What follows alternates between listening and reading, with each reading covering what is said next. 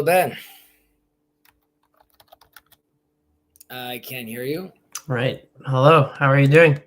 Thank God. How are you? Pretty good.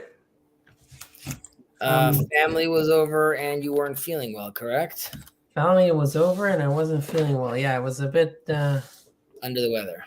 under the weather. I'm still have a little bit of it, but I think mostly I'm good. COVID?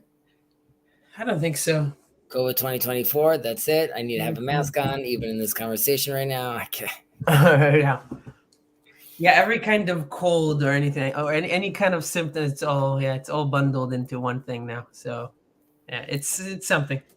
I was telling my wife earlier today. I'm like, my head's still hurting me. So she said, there's a new strain of COVID. I said, I can't even take it seriously. I'm like, I don't have time for that. Like, I don't know. Like, it's crazy to think about that. Like, that's almost like 3 or 4 years ago. Yeah. Yeah, it feels like I don't know what it feels like. Honestly, it kind of feels like a bad dream. Unfortunately, we don't have to dive into this too much, but I don't know if you're aware that the courts in Israel right now came out with overturning what the Knesset,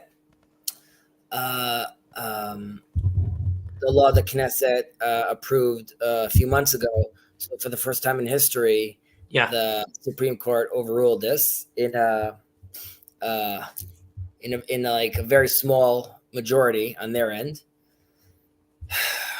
I just hope doesn't like it's like the worst timing to be doing this. I don't know why people feel like this is the time to be like going back to things that are causing division.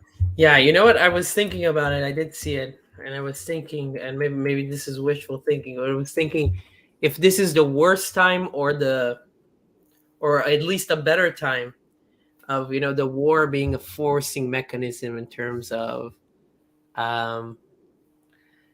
like, okay, so we know there's a war going on, so we know that we can't tear ourselves to shreds because we really need to, You're that, like you just said, that's very optimistic. My cousin's coming out with his WhatsApp campaign called Shut Up.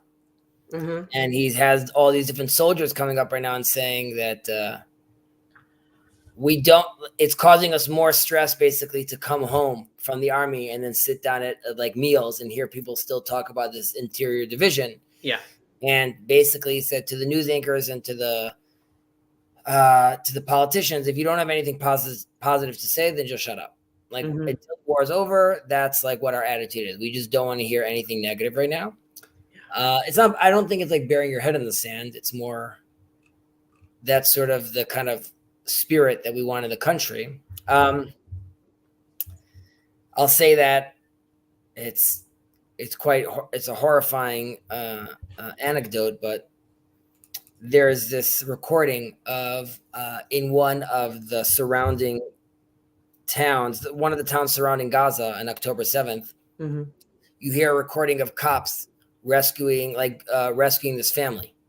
And you hear it's two cops and they go to the car and you hear someone screaming and you hear one of the cops saying like someone's dead in the car. And the girl is yelling and the person tells her, we're the police. It's okay, we're the police. Because she's not sure what's going on, this little girl.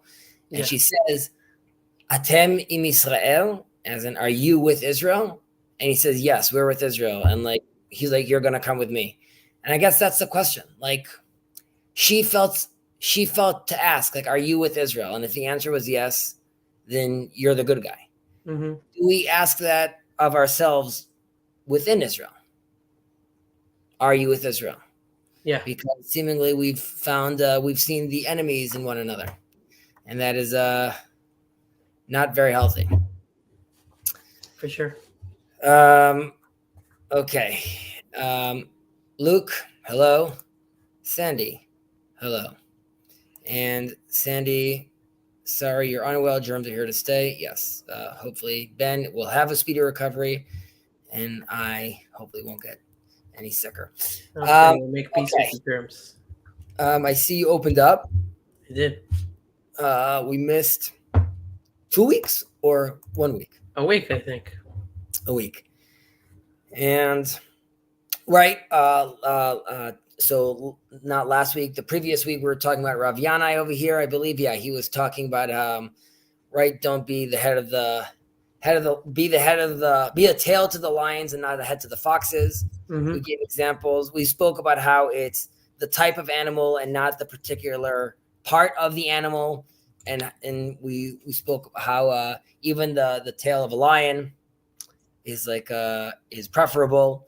And we explained how seemingly the fox is sly and it has wisdom, but with the weak bodies, it can only go so far with that wisdom. It's only superficial. It doesn't run deep. And as far as like a lion's concerned, even if you're not the head of the lion, there's a sense that you are recognized as part of the whole, and that demands respect, being seen as a lion. Mm-hmm.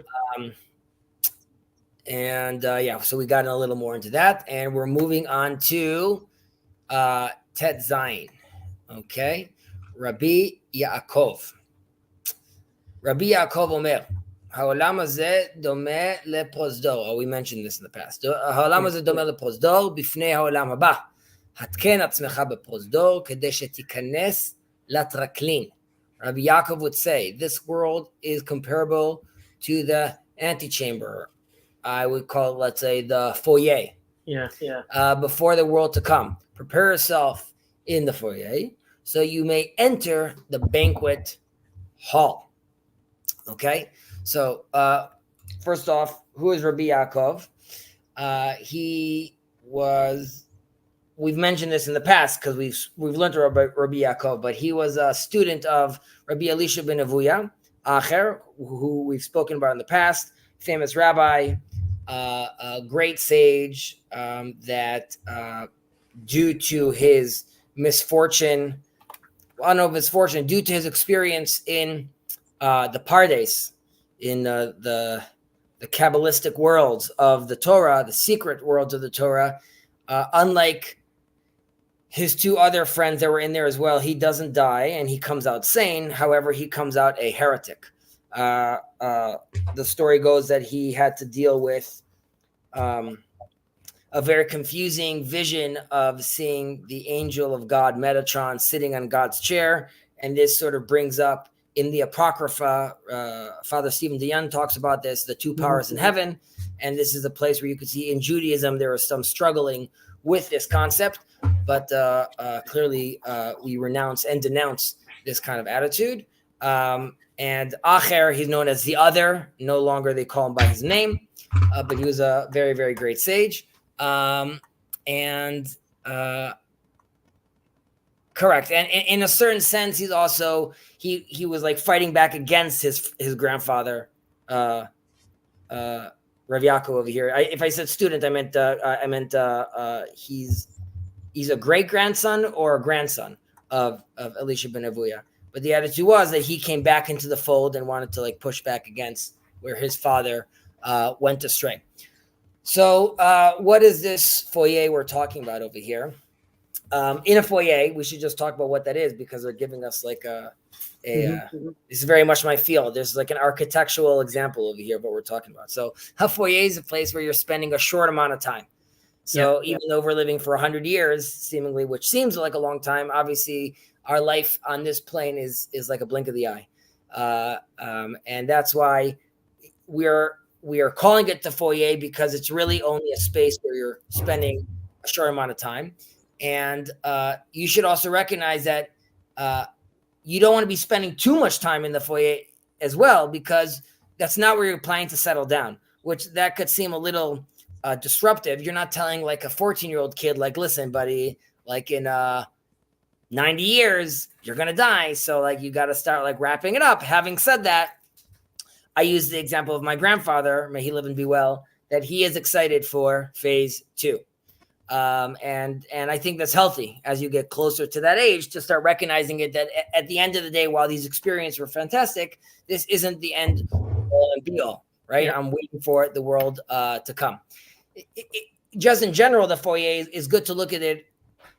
I mean, the rabbis in their great wisdom use this as a great example, because it's very much also like a transitional place, right? I go to the foyer to look at myself in the mirror, drop my keys, pick up my mail, but I don't sit down and have the family meeting in the foyer.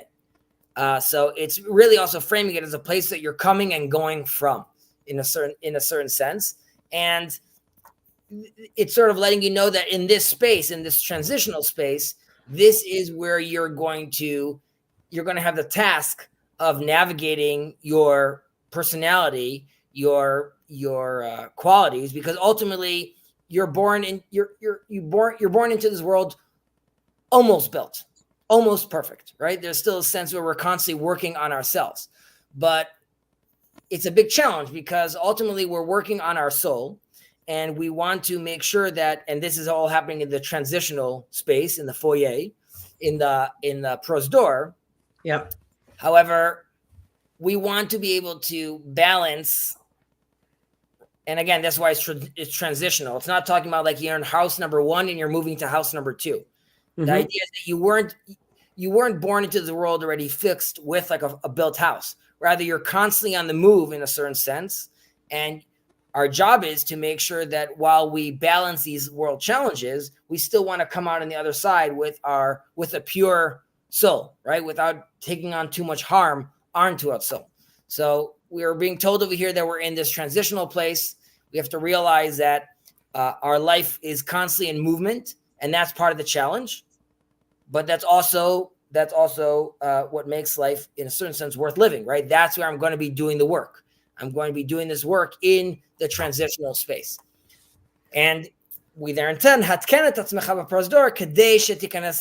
right? So if this world is like this transitional space, make sure you use the mirror properly before you enter the main banquet hall, the main hall, right? So now you're in this transitional space. You're working on your soul, so to speak. This is the place to make sure the tie is done correctly. This is the place to make sure you don't have makeup on your face, right? So this is the time we're going to use to take advantage of this as well. And this relates back to another teaching we had with Rabbi Yaakov, which was, if you're walking down the street, if you're walking on the path and you're studying and you're going over the Torah study in your head and you see a beautiful tree, initially you say, if you stop to make a blessing on it, right, that's like a big no-no.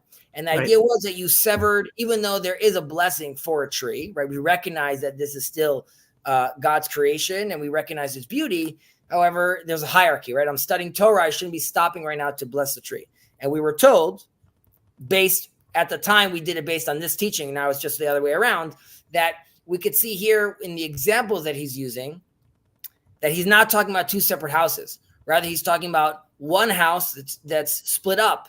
And in a sense, we're going back to Rav Yaakov's unity claim over here. Rav Yaakov says, you are not going to get in trouble for stopping and blessing the tree if it's all happening as part of one unified learning experience. Right. You're not seeing it as separate from your Torah study. Correct. You're incorporated into it.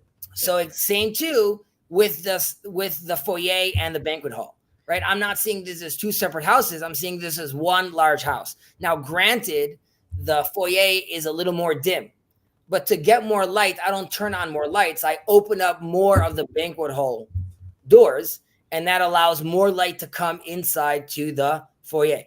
So yeah. Sorry, go ahead. No, I'm just, I want to, so this is kind of apropos of a bunch of things that I've listened to recently, but so we give you a hypothetical question of like, okay, if I see this world as a foyer, that's an easier word for me to, is a foyer, then, and the olam haba, the world, the world to come is the main house, then wouldn't I be right to say, okay, I don't want to spend, like I want to go quickly. I don't want to spend too much time in the foyer. I just want to go to the main house. So I'm going to actually optimize for the main house. But isn't that, I mean, but I can see how that becomes a problematic. So can I I'm trying to dive into something more controversial, but say it very slowly in terms of like what if I don't want to spend time in the foyer? What if I just want to just Off optimize myself. for the world to come? Yeah. I mean, but like, I just want to make sure I understand. You're framing like, is there positive suicide, basically? Positive suicide or positive? Well, if I believe that the world to come is the main house, wouldn't it? Would it be okay if I, sacrifice some of the foyer in order to get there? Not even necessarily of my time, but just the structure of the foyer. I will answer that, but as I'm looking over here, number 17, that already starts answering us. Can you scroll down a little more? I want to make sure I'm correct. Number 17. Yeah, okay. So number 17 addresses this question. Yeah. So we'll jump into it then. Is that all right? Or sure, yeah. And I'll be more explicit if I don't. Sure. If you felt like we didn't answer that, then but anyone that's listening right now, no to suicide. Sure. No to suicide and no to. Yeah. I mean, there's also a sense because here we're talking about a world to come and this world, but we could also look at We could look at the world to come and this world as happening in the same place, and not necessarily different planes. Let's think of a good example. Okay. Think of the synagogue you go to. Mm-hmm. Okay. So if you're thinking of that synagogue and you're inside that room, it's a synagogue with books and a place of prayer, and people come there and they pray there. And that's how you guys see the space, right? If I let in my son there, let's say my younger son, with like marbles, right? He's going to be like, oh my God, this place is amazing for marbles. Look at the size of this place. Yeah. Now it's both the same world, but it's the same world, but a different reality. So in a certain sense, it's also right now we are very much still looking at this world with the little kid's eyes. And what can I get? What did I learn? What did I miss? All you could assume. And I mean, this is sort of tongue in cheek, but you see, the Buddhist on a mountain, right? And like it's seemingly he's in this other world, right? Because so there's really living that way and seeing the world differently and understanding patience and appreciation of the little things. And obviously we talk about this while we're learning this Mishnah about recognizing the individual and seeing the holiness in every other person. But if you really, really look at the world that way, then you're also looking at a different world. And it doesn't necessarily mean it's a different world. And that would sort of relate in a certain way to your question of, it doesn't mean I don't have to be here anymore. It just means I need to put on a different pair of glasses and look at the world, or, really give them a good clean so I could see it properly. And then again, that transition could really make it seem as if I'm a completely different reality. Mm-hmm. As I speak about this, it's in a certain way, it's almost I'm not sure if this is going to follow through, but it's almost like a response to Plato's cave, right? Like the guy gets out and like it's all shadows and he comes back and he gets killed because like that's not the real world. And here we're saying like the cave is definitely not the real world. Like get out there. So we're still making that assumption, right? That claim, right? Right. So we're saying get out. It's outside the cave. It's not the shadows, right? So like if we look at Plato's cave as like this, everyone's like, wow, how deep that is. In a certain sense, Judaism, again, I can't, if I told you, I think it was like last week or 2 weeks ago, we spoke about how, last week, how the statement of the head of the lion and the tail of the lion and the head of the fox is at the same time. We know Julius Caesar is dealing with what he's dealing with, and he came out with a statement saying, "I'd rather be the king over here than be number 2 in Rome." Right. And we're saying the opposite over here, but I can't tell you that right off the top of my head that this timing is correlates to what Plato's talking about. This is just more like sort of right. But is the way that I understand it, the Jewish response will be, get out of the cave. Via Torah study, but get back in and like you said, install yourself in the posdo, in the foyer, in the cave, right? in order to make it more suitable for the light of day. I don't know. Well, by the way, I like your translation more, right? Which is like illuminate the cave, or when the messenger comes back, don't kill him. Really, right. So it's living in both worlds. So what I'm asking really is how does it seems like Judaism at least attempts and maybe is successful in some way of dealing with this aspect of these two worlds, and how not to just be the person on the mountain, right? That's not the ideal. The person on the mountain that's not coming down and not doing anything and not taking of the world, and also not being not having that concept of the martyr that takes the jihadist, right? That acts in this world in order to arrive at the next world. So those are the things that really I'm asking about. Like how is Judaism? What's different about this teaching and in Judaism that makes it different? Well, first of all, like you said, there's different caves over here, but the cave of the prophet, right? So whether it's Rav Shimon Bar Yochai coming out of the cave and burning people, and we say like go back and chill yourself out, right? It goes back for a year. Or we spoke about, I don't know if we spoke about it here in Bible study, how Chanoch and Noach, and using their names, connecting it to Mechanech, educator. These are both failed attempts of the lineage of Seth influencing the world, right? So Chanoch, there are different midrashim that talk about how he became too holy and he couldn't. The people got scared of him. They couldn't interact with him basically. So God says, like, I'm taking you out of here because you never left the mountain and you can't interact with these people. So this is a fail. Chanoch and Enoch. Enoch, exactly. Chanoch. And again with Noach here too, when he's being told what's happening to the world, he says, I want to save my family. Basically, he doesn't think about the whole world. So here too, there's a fail. When God finds Abraham, the reason he picks Abraham is because I see he's going to teach his kids, right? He's going to leave the mountain. More than that, he's going to go to the other side of the river, right? He's going to be the Hebrew, the Ever Hayarden. He goes the Ever. Both sides. Both sides. And he's going to come out of the mountain, teach, do.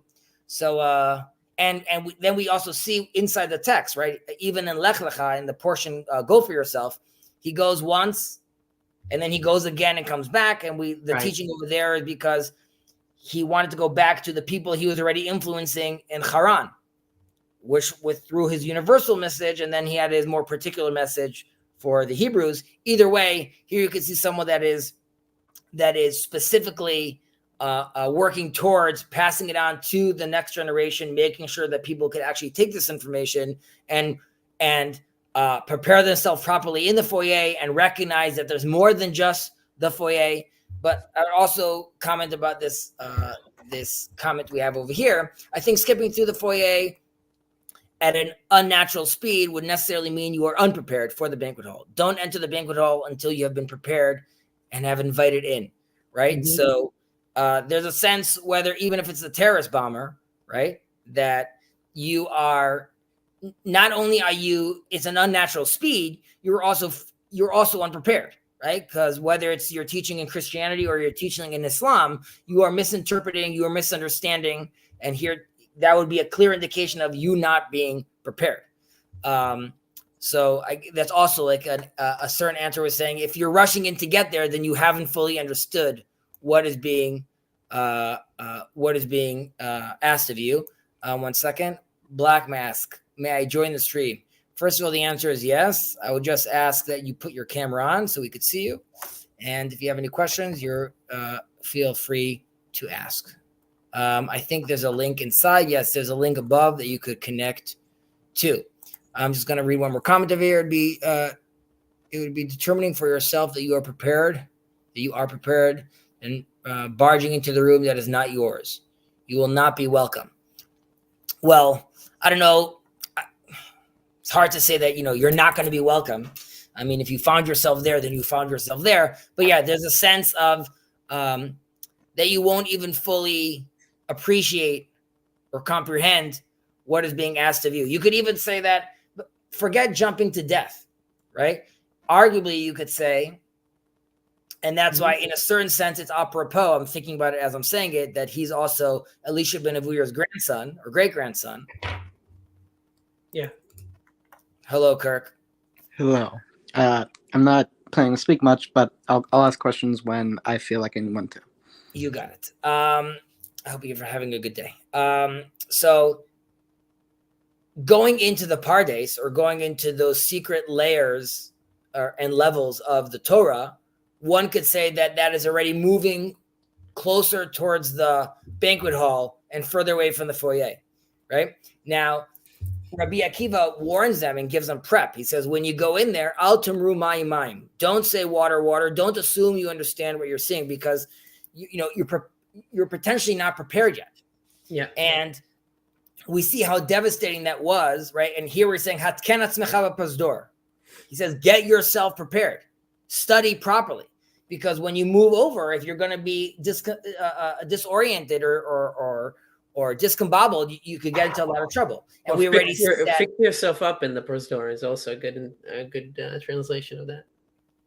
What did you say? Picking yourself up? Fix yourself up. Yeah, fix yourself up, right? So we said, like, look in the mirror, make sure that the tie is proper, because we could see one of them walked in without a tie at all. The other one didn't realize it was black tie and walked in with like a Halloween suit. And the other one basically left the party. Says, I'm not interested in this anymore, being acher.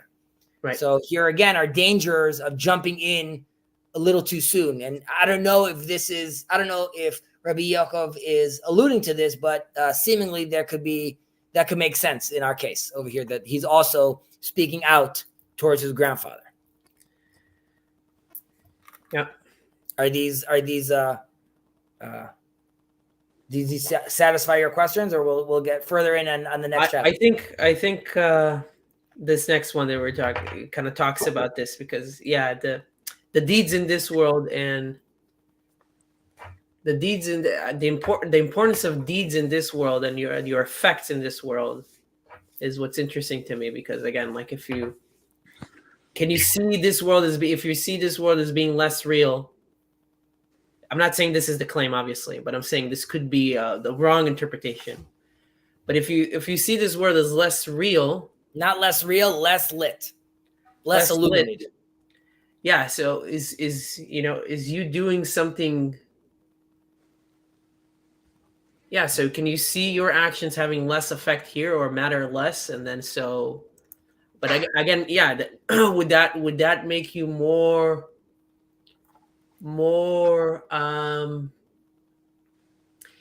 inclined to believe that you can do something as horrific as killing a bunch of people in order to get a place at the other world? This is kind of like the thing that I'm thinking about.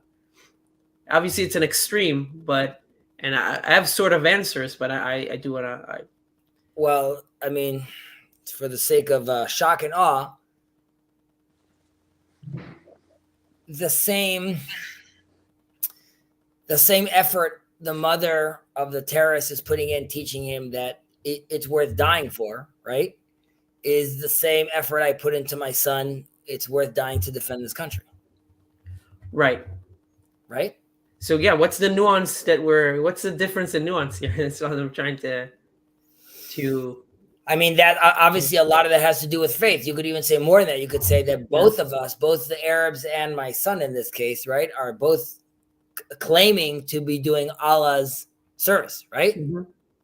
And we're so close and yet so very far. Right. We have ideas which are called v'chai b'hem, right? And now you could argue that during times of peace, I see Jacob's over here. I'll just answer to Jacob. He's saying both are wrong, and I'm not claiming this right now either. Well, I'll give my answer, and we'll see what Jacob responds. But generally speaking, it's v'chai b'hem, right? We don't want you to be taking someone's life. We talk about how that how important the Sabbath is, but of course, if someone's life is in danger, not only is it should you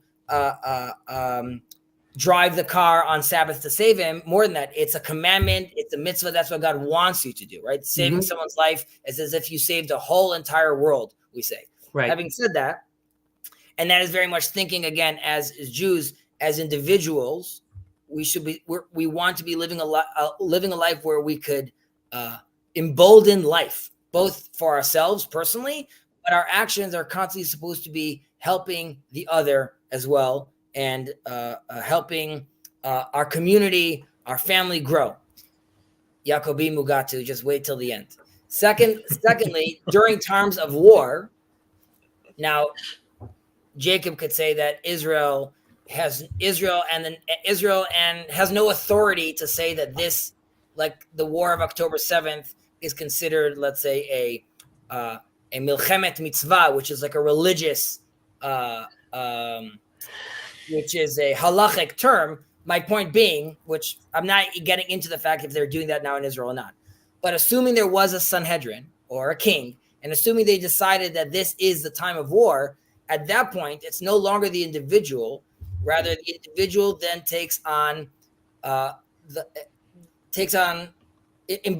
embodies the collective. And at that point, your job is to fight for your country and defend your people, even if that means that you die, right? We say the afilu chatan mechupato, even a groom that was about to get married, we take him off and he comes out to fight.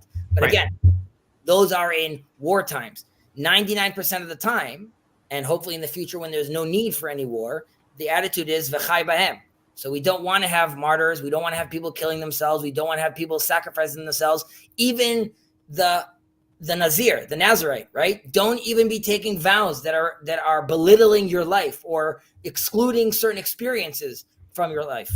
So I would say in both ideologies, there is a very different emphasis on how we appreciate life. Jacob, before we go on to the next portion, take it away. How are we both wrong? I'm assuming I'm a heretic, so you don't have to worry about that. It's already there. Okay, everyone knows it. So Ben, you haven't let Ben say anything. So it's not both of you are wrong. It's just I'm answering Ben's question. I'm asking questions. I'm not saying. Oh, sorry. And both are wrong. Sorry, and both are wrong. So, both are wrong. Like teaching your kids that that we kill for God. We don't kill for God. Correct. We don't kill for God. I mean, and we don't die for God. And besides the Levites in the desert, right? Who to God to me? They killed 3,000 people. If God, so we don't live in a time when we have prophets, when we have direct revelation. Agreed. We live in a time of galut. We live in a time of exile. And because we live in a time of exile, we realize that it is not our place to decide, oh, you know what? God said, I get to have Jerusalem. Because God didn't say, I get to have Jerusalem. For thousands of years, we've been in exile, and we will remain in exile until HaKadosh Baruch Hu, until God decides. And that's the difference between us and Yamach Shemam, the terrorists who are willing to kill and to go to holy war, because this is not how we live our lives. We live our lives with an emunah, with faith in HaKadosh Baruch Hu, that if we do the right thing and we live our lives correctly, that He is the one who will return us to our land. And so that's the key difference between Judaism and this horrible, horrible perversion of Judaism that Hamas has created in the Jewish people, has engendered since October 7th, which has become, hey, we can be just as bad as these people. Thank God we're not, though. Thank God we're not. But guess what? There's a lot of people who are suddenly, kill them all. Yes. Again, not focusing specifically on the state of Israel, and then a separate conversation, which has nothing to do with religion. Obviously, states in war have to respond in a certain sense, obviously, but we're not getting into that. And like Jacob was saying, the focus of Judaism is v'chai b'hem. That is the goal. We're supposed to live through it. We're supposed to, and you could see this, how embarrassed Jacob was with Simon and Levi from attacking Shechem. Even though he mentions in the end that he understands that God giving him the land includes some sort of conquest, but of course that is during prophetic times. But he was very embarrassed with how that happened. Some people even say he saw Dinah marrying Shechem as the option to, like, basically this is where the universal relationship begins, right? This is going to be the 13th tribe through Dinah, the whole world. Obviously that did not work out well. You could see this also when Moses goes out to battle. First, you have to ask for peace. You have to see where you have to meet the other one out. So Judaism is really, really not looking into that kind of death and destruction. In no way is that what we're looking for. Ben, go ahead. You wanted to say something before we move on? I think from what I understand and what the difference that you're talking about is kind of like the ikar versus the fel is like the main approach, the essential, I don't know if you can say also lechatchila approach. So, but let's say the main approach versus what we have to do. What is secondary, or what has to be done in specific circumstances? Well, we're being told, right? Hatken atzmecha, get yourself ready in the foyer. And like I said in the beginning, the attitude is get yourself ready because you weren't born perfect. And only in this life, well, let's start number 17 and we'll get into it. So you wanna give it a read? You know what? No. Jacob, you give it a read. I was just gonna say that number 17, the really important thing about the Mishnah is that it gives you multiple views. And it allows you to see from different sides, right? So yes, first you had Hatken Atzmecha, and now you have Hu Haya Omer. So same person, Yafa Sha'a Achat B'Tshuva, U'Ma'asim Tovim Ba'olam Hazeh, Mikol Chaye Olam Haba, V'Yafa Sha'a Achat Shel Korat Ruach Ba'olam Hazeh Haba, Mikol Chaye Olam Hazeh. Right? English as well, if you don't mind. I'll get there. Which may seem contradictory, right? But he's saying a single moment of repentance and good deeds in this world is greater than all of the world to come, and a single moment of bliss in the world to come is greater than all of the present world, right?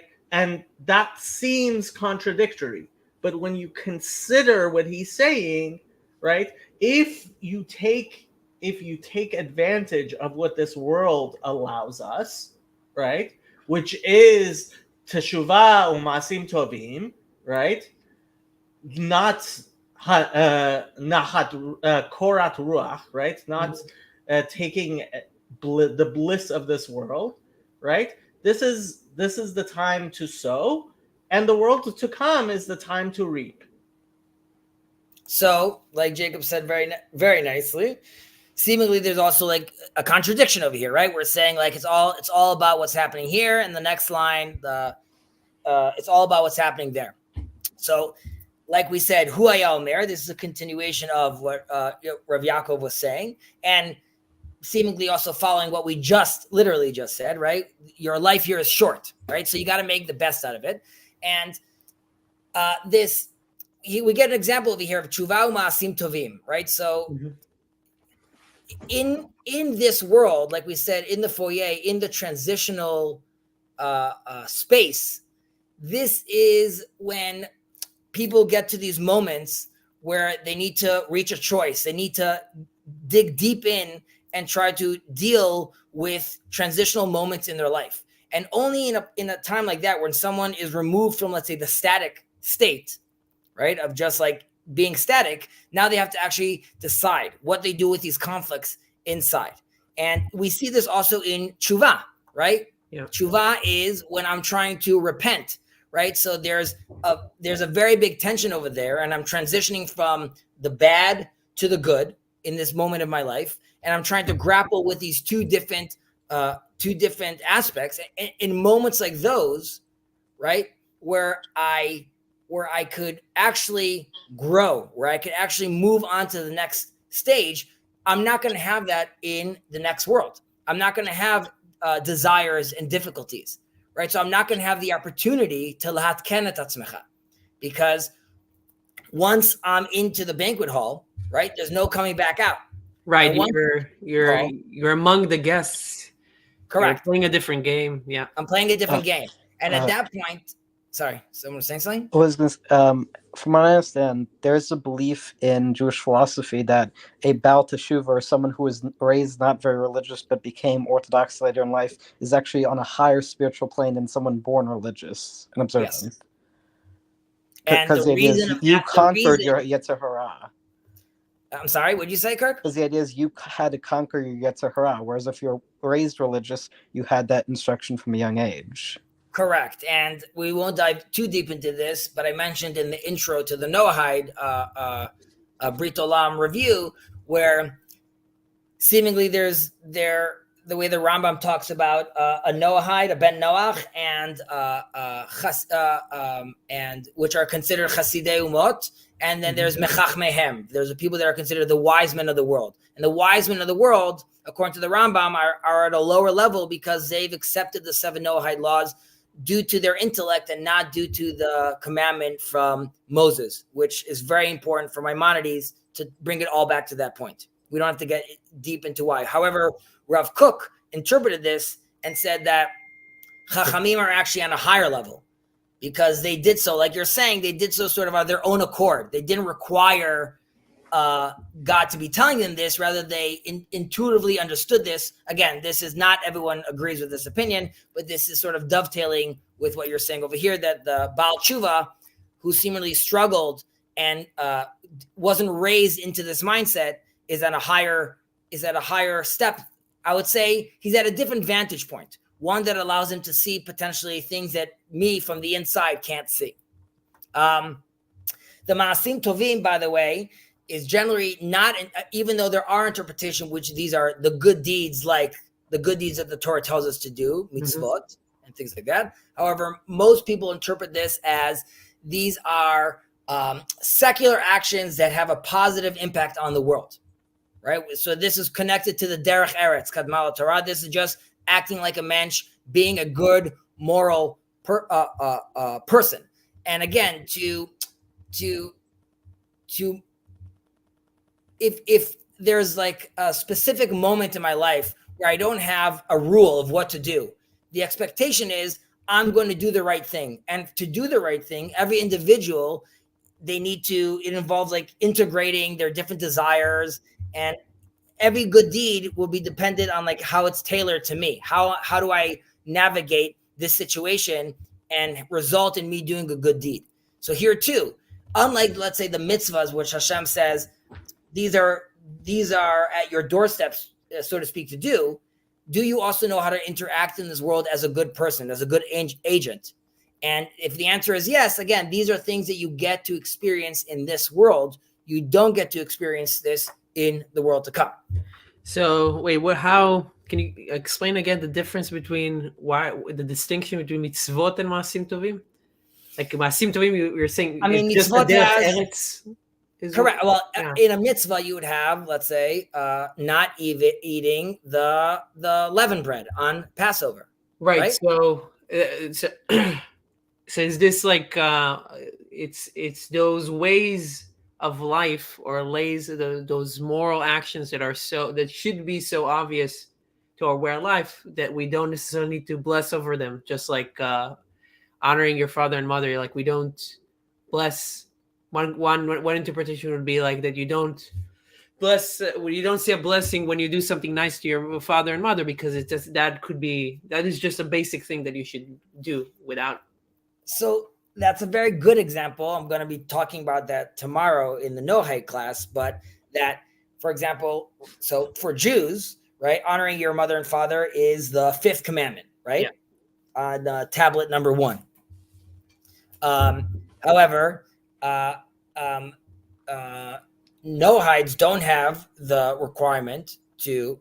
obligation to honor one's parents. However, within Noahide halacha, the understanding is that honoring one's parents is such a basic moral thing to do that everyone's required to do so. And what's interesting is the examples we have in the Bible. I'll jump onto you in a second, Kirk. The example we have in the Bible of who were the best, who are the examples of honoring one's parents is Yishmael and Esav, right? It's not Jacob, and it's not, and this is sort of in a certain way, it's the Bible's letting you know this is built in before Torah, before the forefathers. Here you see these different characters doing this, and the Gemara gives us also an example of there's two different stories that are similar, but one of them is the rabbis needed a stone for the Urim V'Tumim, for the chest plate that the priest wore, his little magical Wi-Fi box. Okay, and they didn't have it, and this person, this individual, this Gentile, he had the stone, and they come to his house and they knock on the door and they say, we want to buy the stone. And the son answers, he says, like, sorry guys, my dad's napping, siesta time, no, can't do. And they said, what, are you crazy? Like, we'll offer you this crazy amount of money. No, we'll offer you double. Sorry guys, no. And the lesson was that from here we learn how important respecting one's father is. Obviously, I don't know how the story ends with his father being like extremely upset that he didn't wake him up. I don't know. Why didn't you? This is the time that I'm telling you to wake me up. I've always said, if this happens, wake me up. By the way, there's also, even there's a halachic ramification, right? Which is, one can't harm his father, can't hurt him, can't have your father bleed. Alternatively, let's say my father gets a tremendous amount of joy wrestling with me because we're both wrestlers, right?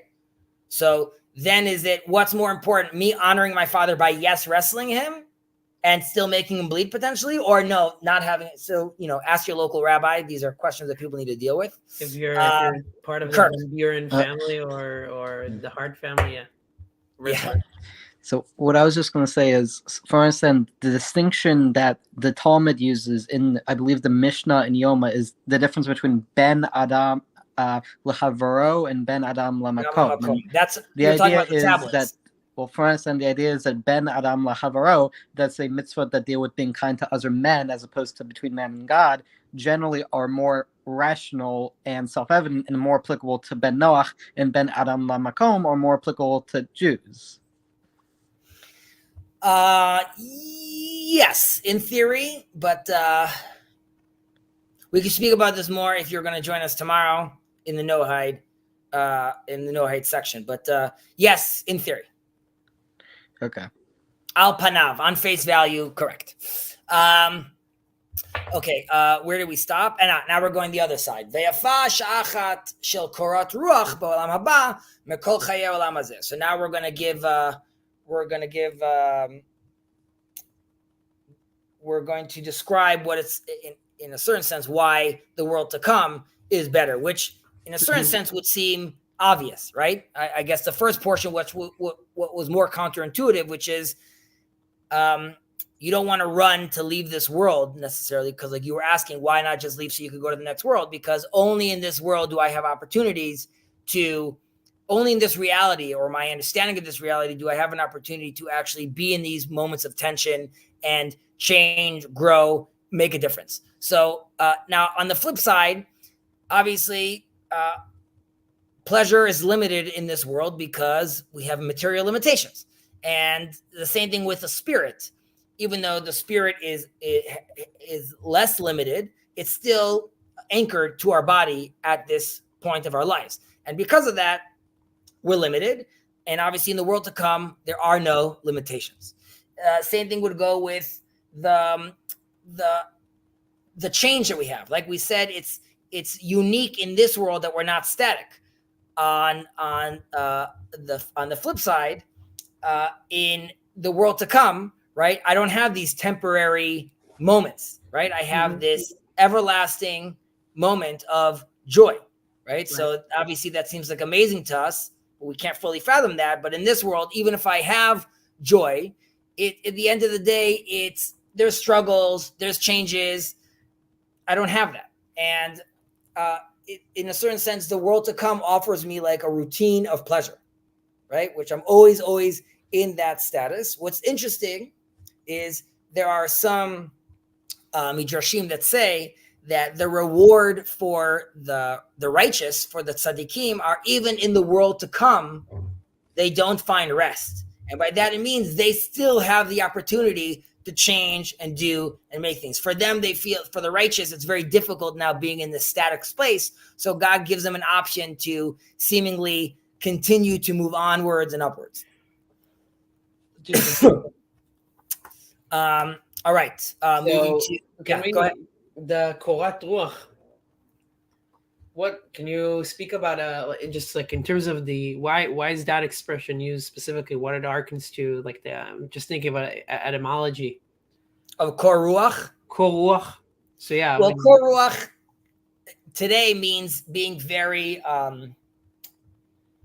calm, collected, stoic. Here it talks about like a single moment of bliss, but the attitude is that you are in perfect orientation, right? So imagine someone being fully confident in where he is, still aware of the situation, aware of the variables. So that person who enters the room looking super calm, or like, the surgeon you want who shows you that his hand's not shaking, that's because he's already played this out in his head.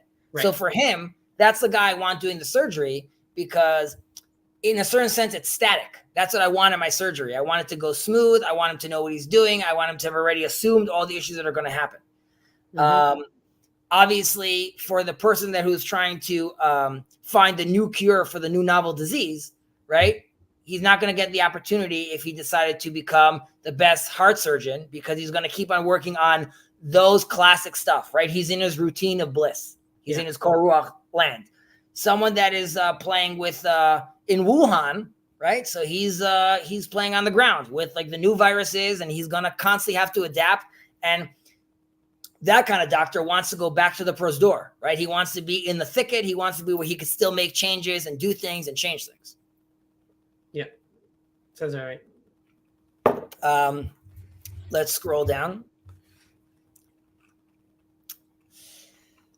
Rabbi Shimon ben Elazar Omer, אל תרצה את חברך בשעת כעסו, ואל תנחמהו בשעה שמתו מוטל לפניו, ואל תשאל לו בשעת נדרו, ואל תשתדל לראותו בשעת קלקלתו. Rabbi Shimon, the son of Elazar, would say, do not appease your friend at the height of his anger. Do not comfort him while his dead still lies before him. Do not ask him about his vow the moment he makes it. And do not endeavor to see him at the time of his degradation.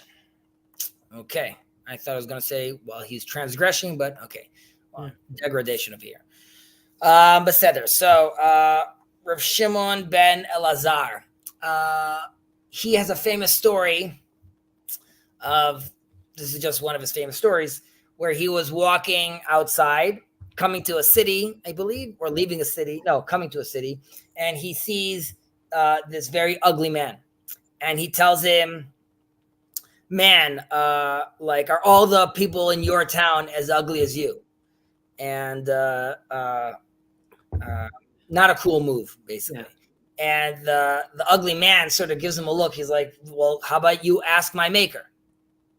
Mm-hmm. Right. And this is like a devastating blow to Rav Shimon. Once he hears that, he's like, holy crap, how did I even say that? He feels horrible. He goes to the town. The guy doesn't want to forgive him. And eventually they pressure him to forgive him. This whole brouhaha he had to deal with at the time. He has another very famous saying, which talks about the nikud. The nikud is the punctuation under letters in Hebrew. And he talks about how when you are interpreting a Bible verse, we spoke about how Rav Yishmael had like was a lot more straightforward. Right. Rabbi Akiva would be interpreting the crowns on letters, right? So that's a whole other extreme. So Rav Shimon would say that if there's more letters than punctuation, then you go according to like the simple understanding. If there's more punctuation than letters, then there's like a deeper level of interpretation, basically, and you should dig in deeper. I don't know of like I can't think on the top of my head of like an example of that, but it's just a little tidbit to think about. So, off the bat, we could ask, why are we using these examples, right? Someone angry, someone dying, or someone taking the vows. So the sages say that these examples, they are like, they encompass most life situations, basically, in general. There's like a lot of things that map on to these types of conditions, and that's why they're general enough to use as examples. Also, this is relevant to what we said earlier. Here too, you could see moments of like confrontation or stress or tension, right? I have hesitation between different options, and in a certain sense, this is where we have this is our chance to become great during these dilemmas, right? And this right, is it's like it's like dealing with the edge cases. There's a better term for this, but dealing with the edge cases tells you what to do in general. Correct, exactly. There is something. Miklal leprat or miprat leklal. Right, exactly. I guess, but no, but in English there's a term for this though. Right. Okay. Exactly. Okay. So al tirtze et chavercha b'shat ka'aso. So in general, like anger stems from like the feeling of like an injustice occurred, or let's say my expectations weren't met, and this is like one struggling with like that's one's perspective of what's happening around him. And once that happens, someone could be very angry, but eventually has to get into this place of reassessment, right? Like I thought something was going to work out. It didn't work out. Initially, I'm angry, but at some point I want to get to that next level of reassessing where I went wrong. And what we're saying over here to the person, let's say I'm watching this happen and I see Ben get devastated right now. This is stressing the idea that I should allow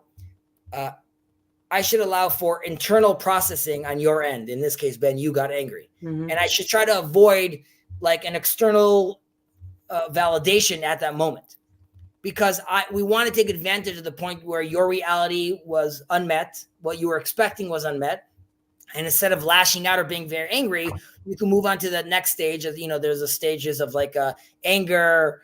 Resentment, and eventually there's acceptance, right? So we wanted you to get to acceptance, and if I jump in the middle of that, I might not allow you to get to acceptance. I might hinder that process. Even worse, in a second Kirk, even worse, I might try to be consoling you while you're very angry, but you are in no place to be hearing that, right? Like yes, you maybe physically heard me, but I might get you even more upset, right? So let's pretend you're very mad that Sheila took all your money, right? And you're cursing and you're yelling. And I'm like, dude, don't let Sheila get to you. She took your money. You can't let this do this to you. Remember last year when she did it to your kids? Like, don't bother you. And he's like, I forgot about last year. You're right. You're like, no, that's not what I meant. So like, you have to be very, very careful when you're trying to console someone at that moment. Kirk, what's up? So I'm just curious in general, how Judaism distinguishes between being angry at somebody and having general resentment towards their character, or if they're rude to you. What's the difference between being mad at them, like angry at them, and just having general resentment like towards them as a person? So I think anger is sort of the loss of control, and that is also why anger is one of the main hurdles of achieving prophecy. Right, okay? It's equal to avodah zarah. And it's equal to idol worship. Why is it equal to idol worship? Now we have Jonathan Peugeot and John Vervaeke talk about this in fancy language, but the idea is that is an example of idol worship, right? I've completely allowed myself to be engulfed by anger, and now this anger is what I'm channeling all my energy to, and it's leading me to go to a certain place, and that has basically become a foreign god. And it's you having the expectation that God, that you having not expectation, is you disagreeing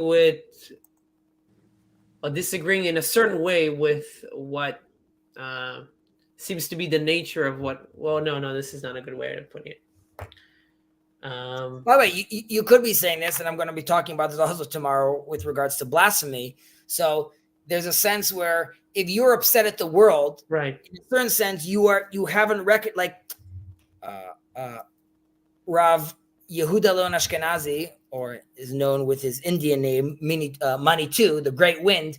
He has said that like it's forbidden to have a pessimistic outlook on life. That itself is sort of blasphemy to God. Like doesn't mean you can't be disappointed, but it means you have to recognize that ultimately it all stems from God. So this angry person over here, in a certain sense, is also rejecting reality and rejecting God, right? He's saying like, it's not fair that this happened. This shouldn't have been, and not recognizing that nobody, you got to slow your roll and recognize, you got to dig deep, look inside and realize why you're on this path, how this went wrong, but you are still at the end of the day in God's game. Rabbi Sachs put it nicely when he said, it's not about, it's obviously a generality, but it's not necessarily about why. It's not that Judaism is focused on why did something happen, but how can we make it? How can we resolve it? How can we make it better? He gives us an example about the Holocaust, for example, where we're less focused on why it happened and more about how can we make sure it doesn't happen again, and to be in a position where we don't have to have that happen. Well, what I was going to ask is, does the prohibition on having a pessimistic attitude towards life apply to having a pessimistic attitude towards another human being who's generally a nuisance to you? Scroll down for a second. Yeah, we're going to talk about that. 1 second. This is the third one. I think if we're down, this is short. So we'll go hit this up as well. And this one, I believe, should be talking about what you just asked, Kirk. We're lucky. Your questions are all very apropos with today. I'm just going to mention something. Andrew wrote, oh, no, not this. Hello, Andrew. I hope you're doing well. How come Jews say peace at the beginning of the convo and Goys say peace at the end? Do Goys say peace at the end? I think Shalom Aleichem and Salam Alaikum, and yeah, Jews, Shalom means hello, means peace, means goodbye. It's all good. So we say hi, we say Shalom when we greet, and we say Shalom when we say goodbye. Outside my door, it says Baruch atah bevoecha, Baruch atah betzetecha. You are blessed when you come, and you are blessed when you leave. And then there's a video that explains everything we said in a brief manner. So I guess 5 minutes to 2 minutes is not a bad ratio, to be honest. Exactly. That's not a bad ratio. Okay. Let's move on. We did kas. So, okay. Right? And do not comfort him while his dead still lies before him. So first off the bat, you want to have tact, right? You don't want to be running into the morgue instead of like telling someone's going to be okay, right? So there's like physically, literally, the person just died. It's not the good time to be like, well, it's going to be okay, dude, right? So that's on one level. Second is, again, talking about these transition periods or these confrontation periods. This is a moment in someone's life that he could be feeling that the life he shared with like this deceased son, father, mother, sibling, whatever it is no longer part. It's no longer part of like the tangible reality that he's living in, and it's going to become something very abstract very soon, and maybe even doubted by others. Mm-hmm. You know what I mean? Like someone is right now in a moment right now where the person is leaving them, and all of those anxieties come out. Like, will I remember them? Will other people remember them? I might even, like, all these conversations I had, they're now, as the person dies, they're starting to fleet away. They're starting to become, at one point, I'm going to forget about these memories I had. And then will it still exist? So obviously someone's in a very, very, very tense moment at while this is happening. He's also experiencing the profound experience of existence and non-existence, right? So, and this obviously relates to the spiritual and the physical. he's not dealing with this himself, but this is going to bubble up questions like, why are we here? What happens next? Who's in charge of this? So again, this moment is a very, very tense moment for someone. And like we said earlier, where the focus should be internal and not external. So here too, we want to, if I come and start telling you it's going to be okay, dude, I'm failing to acknowledge the depth of your transition and the how essential this process is for someone to internally understand. Now, that doesn't mean that someone comes to you and says like, I need help. And you're like, no, deal with this yourself. So again, and we know we have the Jewish laws of mourning. We have the Shiva, which are 7 days. So you could see that even if you're saying I'm totally fine with his death, the Torah says, no. You need to process this for 7 days. Yeah. And more than that, don't be praying. There are commandments that you are exempt from, because the attitude is your mindset should be thinking about this and in mourning, and that's healthy to be doing so. And that's why God's saying, if you are doing that properly, if you're mourning, if you're thinking, if you're comfortable in that tension, I don't need you praying in the morning right now. Like, you are praying, and in a certain sense,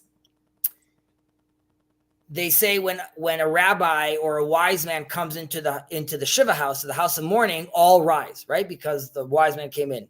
The only person that doesn't rise is the mourner, because no one is greater than the mourner at that moment. And the reason is because at that moment, he is learning this profound lesson, which is a more profound lesson than all the Torah that the great sage learned. Because he's dealing with, like we just said, there is emotional, there's existential, there's psychological, there's theological questions happening at this time. And the Torah wants you to be in that moment and be present in that moment. Yeah, it's interesting. It kind of reminds me of what Jacob and I talked about a while ago in the Tanya about how in the Tanya specifically, and in Judaism, there's a sense of trying to give space for obviously for transitions, that's very important, but for all kinds of different emotions or a thoughtfulness to happen. So kind of like the same in terms of when you mentioned or what we mentioned there are specific times where you can do cheshbon nefesh, right? Like I don't know how you translate that. Soul searching, but there are specific. You don't want to do that all the time. You don't want to go into a psychological space where you're always introspecting in this very like overanalyzing. In the middle of the night when you wake up. In the middle of the night when you wake up, you can do cheshbon nefesh. We said that's the magic time. Right. Yeah. I mean, Tikkun Chatzot is right. So doing that in midnight, but it gives you it boxes in those. It gives you the constraints how to do that in a controlled manner. So it's really controlled. It really kind of reminds me of this great concept that I learned from Verveki, that learned it from in the name of another Alitzi Drar that talks about safe fail versus fail safe. Or the opposite, meaning is that you can't really create a system where it doesn't fail. Like, that's impossible to create a system that doesn't fail. But what you want to do is to create spaces within the system where there is a controlled failure experimentation, like a controlled fire, where let's say you're trying to not make the force into like a ball of flame. You do controlled fires. That's the same idea, where you want to have introspection in a controlled manner. You want to have mourning in a controlled manner. Otherwise, it can go into places you don't want to. Right. So what we're reading over here is really sort of the warning that you'd want someone to have before he enters this modes, right? Like you're saying, like before you enter the mourning house, remember this. Don't be over there. I mean, people talk about this a lot. Like, what do you do if your friend just lost like a child, let's say? So you'll hear mourners will say, what I don't need is you coming over to me and saying like, telling me stories or telling me like it's going to be okay. What I need is, don't ask me, make a copy of my key, come into my house without telling me, fill the fridge with food, like do the things that like give me support so I could focus on my mourning and not deal with like, oh, is there breakfast of the kids? Like, a morning we'll find out that, oh, did you just take my kids to school? Because I was totally like, I wasn't even thinking about that anymore. And you're like, yeah, I totally did pick up your kids and take them to school. Obviously, this sounds a little, you have to be close neighbors to be pulling this off. Otherwise, you'll be arrested. But the idea is that you want to be there for them, not assisting them and allowing them to experience that tension. And that also has to do with the blessing we give someone that has experienced death, right? We'd say, Baruch Dayana Emet, right? Blessed he, the one who judges truthfully. And that's the blessing. And like you're leaving someone with that, which is like, we didn't say he did so because he was happy or he did so because he was judging. We just said, we know it's truth. Yeah. And be with that, live with that. What does truth mean? Those are moments that you, Mr. X, need to be with. I will make sure that you don't have to deal with your kid whining right now. I'm going to take that again with consent. And then we move on to the last moment over here, which is Ve'al tishalo bishat. Oh, not the last one. Ve'al tishalo bishat nidro. And we say over here, do not ask him about his vow. The moment he makes it. So off the bat, the moment he makes it, so the literal translation or the exact translation which would be is don't pressure someone to keep his vow right away. That's like too much pressure that you're giving someone. Someone comes in right now and clearly he's in a delicate state to make a vow like this, right? And the idea is, as he walks out of like the synagogue making that vow, you'll be like, oh, did you do it? Did you do it? Like, don't pressure the person in that moment. Yeah. Number two, don't talk to the person about the vow. And this is because, it's the reverse, really. If someone is trying to get out of a vow, there's technical understanding of how a Jewish vow works. Is because if I said, I'm not going to do X anymore. So if now I want to get out of that, people could help me and say, well, when you said I'm not going to do X anymore, that was that specific case. But you didn't say I'm not going to do X on a Monday or not. So then there's like these little loopholes to allow someone to come out. On the flip side, though, don't talk to someone about those things when he's making the vow. For example, you're very upset right now and you come and say, that's it. From now on, I'm never eating meat again, right? So I could be a smart aleck and come and say, well, when you make a vow like that, you really are only saying it about today. And it's not, so that person will be like, well, that's not what I meant. I meant in all conditions, in all times and all. And now you're like, okay, now he really screwed himself because like he took on a lot more and I wasn't trying to egg him on. I was just trying to clarify. So the attitude is someone's taking a vow. He is in a state. He is trying to either take an extreme route to help him safeguard himself, whatever it is, give him his space. Don't pressure him to do it today and don't start explaining to him how it's done, the technicalities, because best case scenario, he'll regret it. And then then you could discuss it and give him sort of the ladder to come off that tree. Interesting.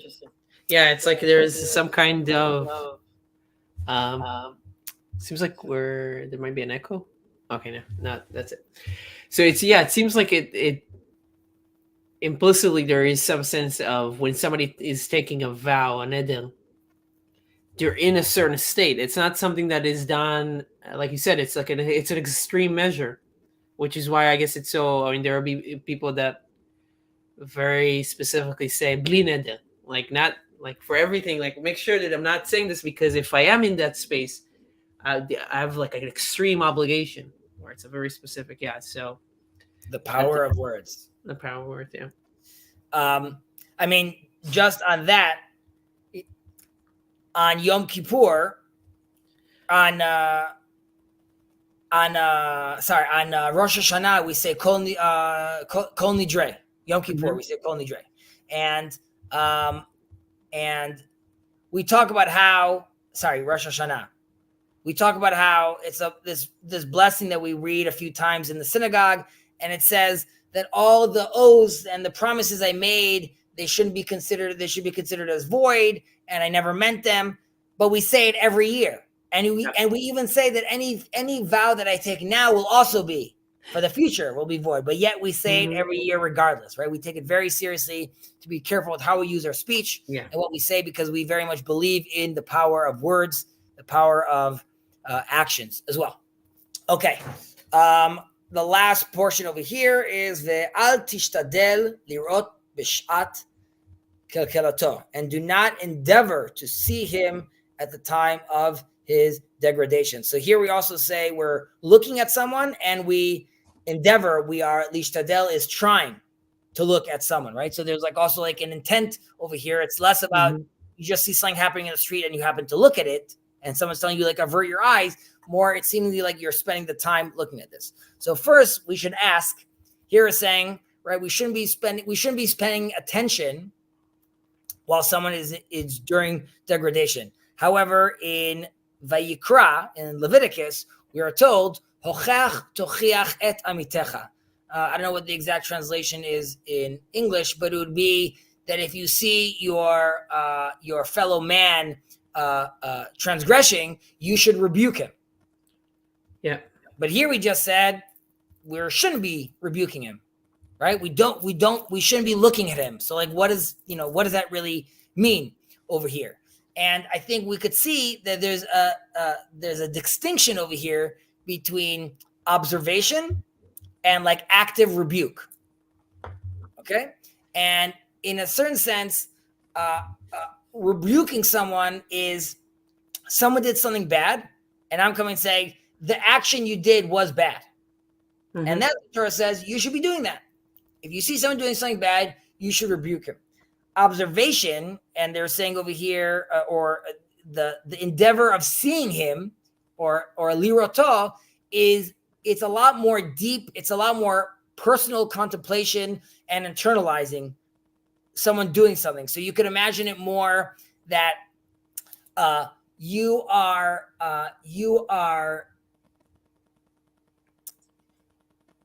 stealing something, or it's known in the neighborhood now that Ben was embezzling money, right? So it's not me coming and saying, don't embezzle money. It's talking about it and seeing it and paying attention to it and having a meeting about it. And that, reflecting on that moment, could create a tremendous amount of embarrassment and even cause the transgressor to spiral down or double down. So it's like, and many times you can see this with children. If I am calling out like bad behavior my son is doing, like he did one bad thing and I say, don't do that. Yeah. There's a difference between that and him doing something bad and me now like focusing like a lot of energy on looking at what he's doing. And instead of him being like, oh, I should probably stop doing this, there's something about like being embarrassed. And then like you could see the kid goes into a tantrum, or the kid decides to like become even more reckless because you're watching him do this, and the reaction is like, I can't believe I was caught. It's too late for me to turn away right now. Like maybe the other option is to just dig deeper. So here we're mentioning you have to be very, very careful about that. That's very interesting. It was a very random, not random, but kind of random thing that pops into my head. A scene from a movie that I really liked because the implication was really interesting, where this is a movie about like a serial killer, but the person that we know is a serial killer goes into a house with another person that he knows, and the serial killer is holding a bat behind his back. The other person doesn't know it, and he's holding the bat behind his back. But everything is hidden at that point. Like the other person doesn't know that the bat is there, and he's not saying it. And there is some kind of sense that, and the serial killer is not sure if he wants to do it or not, right? He's not sure what he wants to do, but he has the bat behind his back, and there's a sense for the viewer that I know that if the person is going to call out the person for having a bat behind his back, then that will make the decision happen, because now it's too late. He's been found out. The bat, like he knows, but if he doesn't call it out, there's a chance that he's going to happen.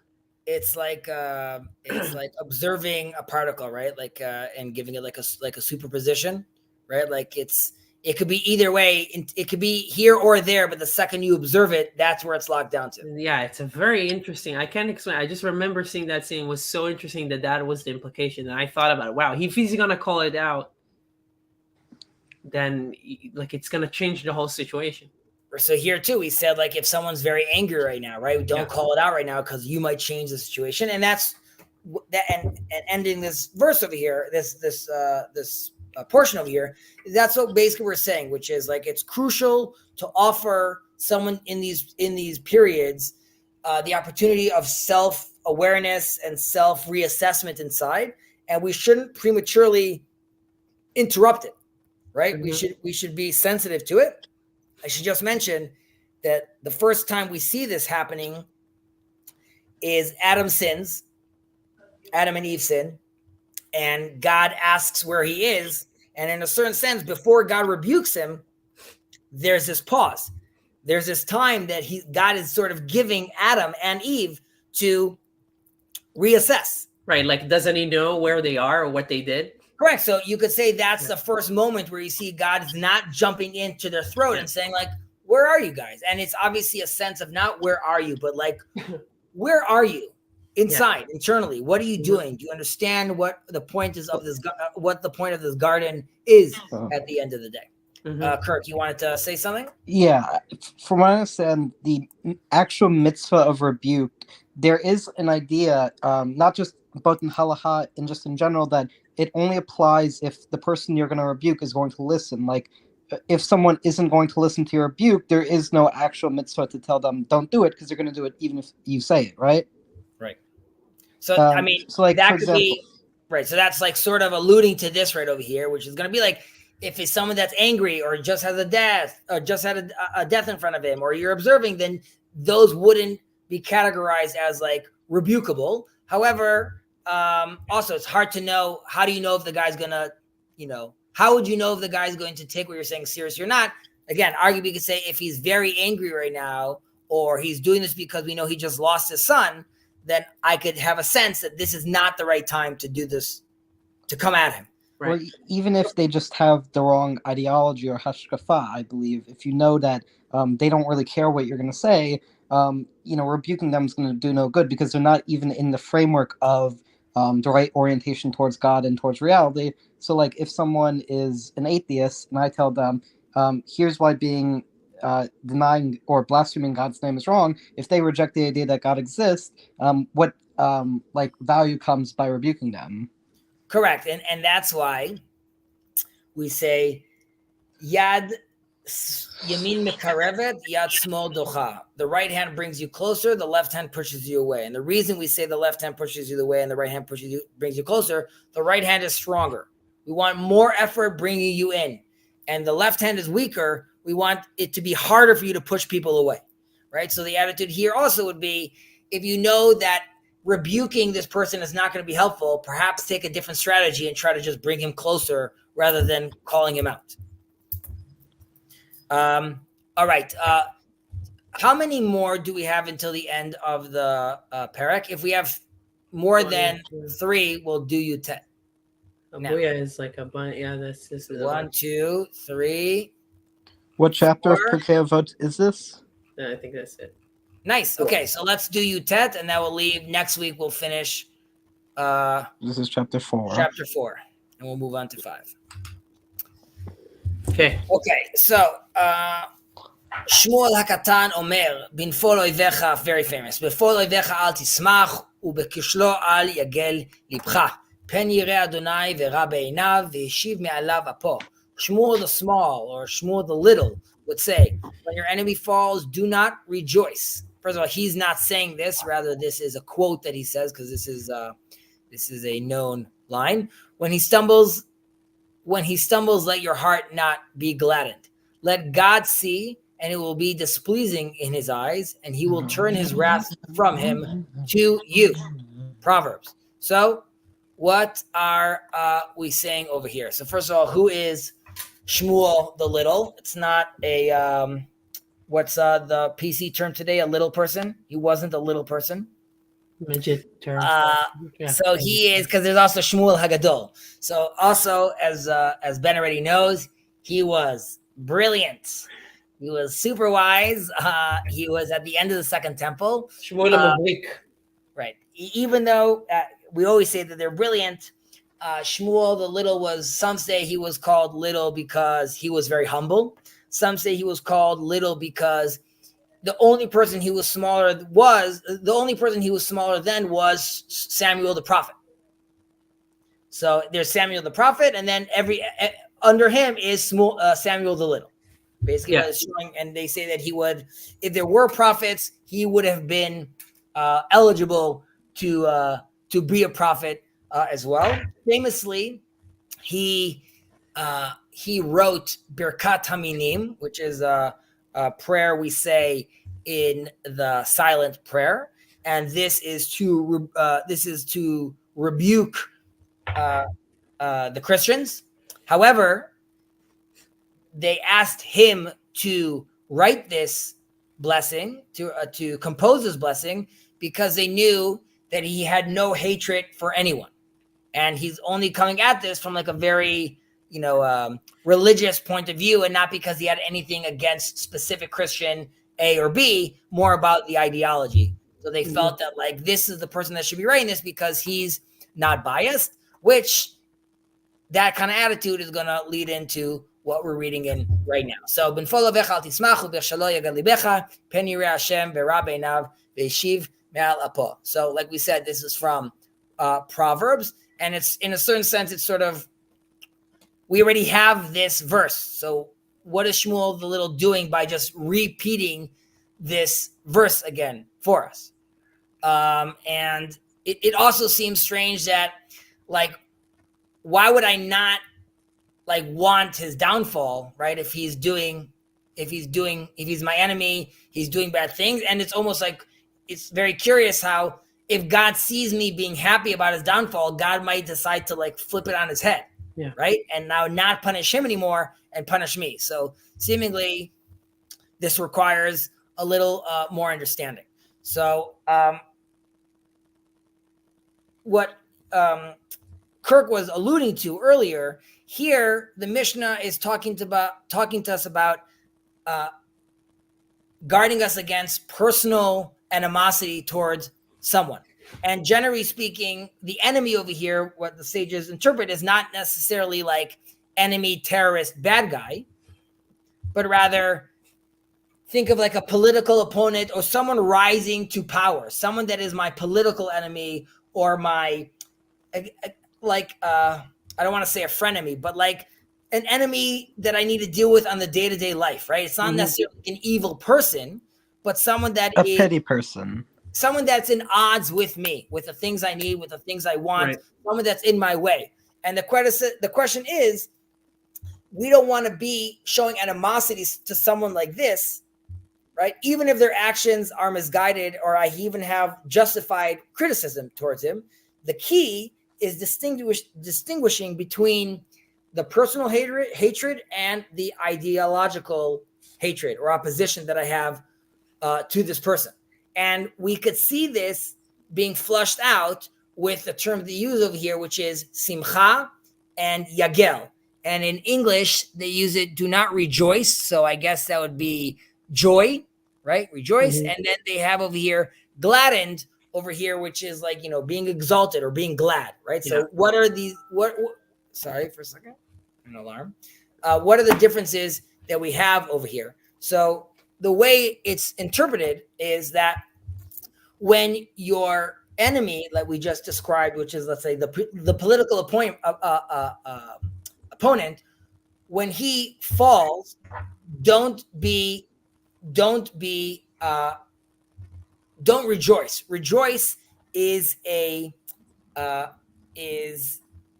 more permanent, and the attitude is we don't want you to be permanently happy. Right. When someone right now is falling down, right? Because this is showing basically your bias over here. Now there's a difference though when someone ubechashlo ayageli becha. So basically, if someone falls,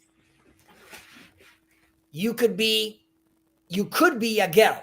You could have, when your enemy falls, you could be gladdened, because gladdened isn't constant. Gladdened is, I'm just happy that this specific thing didn't work out for him. So for example, I found out right now that the polls of my opponent have just tanked, right?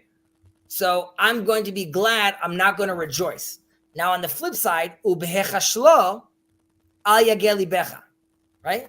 But if he stumbles, there I could be happy, I can't be yagel. So it's like different, right? It's like different positions of like where, like different attitudes that you can take in different positions. Exactly. So if there's like a temporary obstacle in front of me, right? So in a temporary, if there's a temporary action or stumble, then we're saying even temporary gladness is prohibited, right? Because this person is dealing with an issue. However, if we're saying that, if not someone falls, if someone nichshal, like we said, right? So which is like a temporary obstacle.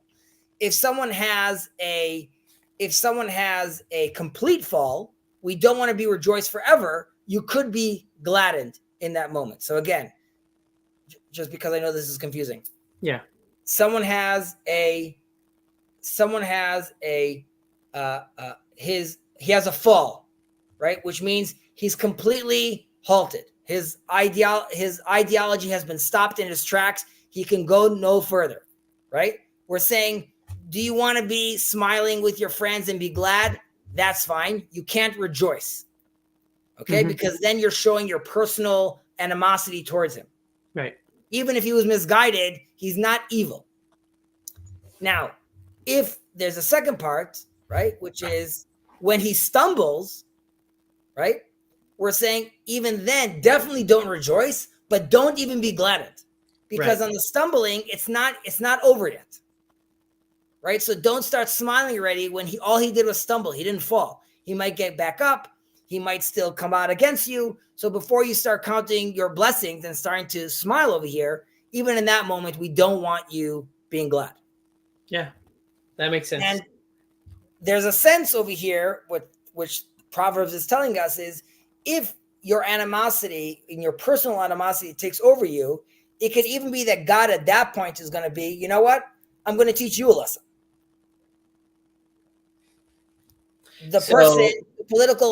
Your political appointment, perfect case in point. There's no version of Donald Trump winning the election. It's not going to happen. So there's no point even talking about it. And guess what? He did win the election. And that did not look well for many, many people who potentially were rejoicing or were glad way too early. Yeah. And I'm not saying that God now gave Donald Trump the presidency, but the point would be, it could almost be like a lesson, which is, if you haven't realized, and I'll bring this back to Israel. In Israel, there's a campaign since like 1998, which is just not Bibi, right? It doesn't matter if he did good things for the economy, bad things for the economy. It doesn't matter if he strengthened Israel's army. It doesn't matter. Just not Bibi. And you could say that's an example of it's less about him being misguided or his policies being wrong. There's a personal animosity towards him. And plenty of times when he, quote unquote, stumbles and they rejoice, does not work out well, right? We always see that, he doubles down. He does great. We'll see what happens. Again, this is not an endorsement for Bibi, and others could come and say, no, he is like a existential threat. And that's why he's not just like a political enemy. He's an enemy. And that would go back to what we started this conversation with, Ben, which is, are you from Israel? Atem Israel, right? Are we one family, or do we get to a point that we see each other as the enemy? And I think on that note, we will end. Yeah. Shalom. And this was a good stream. So next week we'll be starting chapter 5. Next week we're going to finish chapter 4. Hopefully. And I'm allowed to join the Pirkei Avot streams? of course, you could join the Pirkei Avot streams. You could find the the No Height streams with no problem. Okay, nice. And tomorrow's the Noahide stream. Tomorrow is the No Height stream at 8:30. In the morning. No. 8:30. 8:30 p.m. Israel time. I think it's like 1:30 somewhere in the States, and then based on Eastern, where you are, you'll figure that out. And we finished chapter 3. We're going to be starting chapter 4, which is the negative is blasphemy, the positive is blessing God, praising God. To all who joined, thank you very much. Andrew, I see you had a few more comments over here. Yeah, but a small guy said this. Yeah, but a small guy said this. So, okay. I guess he's talking about Shmuel the Little. And enjoying, but need to leave for another appointment. I look forward to listening the whole later. Okay. I hope the appointment is successful. Great week for all of you. And to those I'll see tomorrow, I will see you tomorrow. Peace and love. Thank you. All right.